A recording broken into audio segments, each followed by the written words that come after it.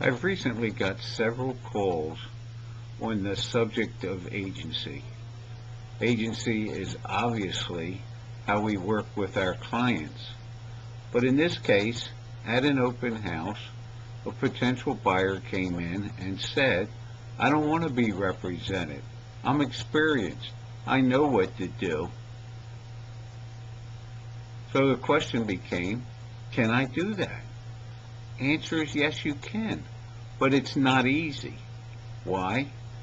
You have a fiduciary duty to the seller, and you are not a dual agent because you don't represent the buyer. He or she is representing themselves.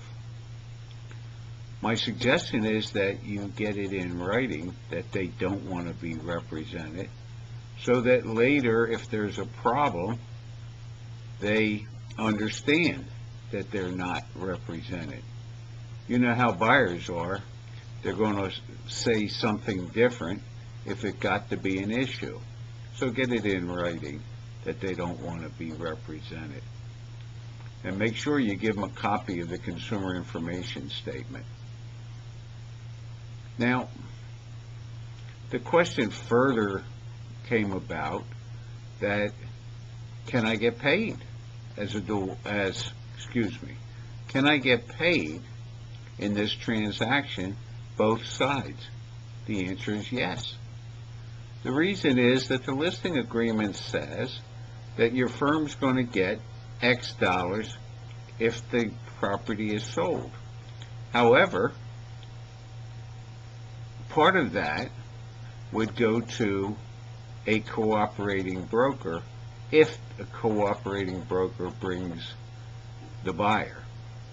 In this case, you're bringing both the buyer and the seller. You're just not representing the buyer.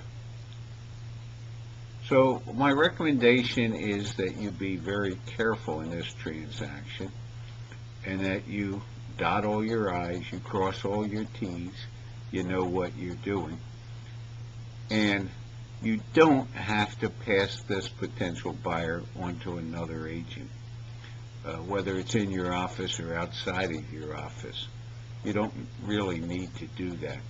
But you do need to make sure that this potential buyer understands that he's not represented, and if he tells you anything confidential, you have an obligation, a fiduciary obligation, a legal obligation to tell your client, the seller. So make sure that that person understands that. If you run into this situation, I wish you the best of luck,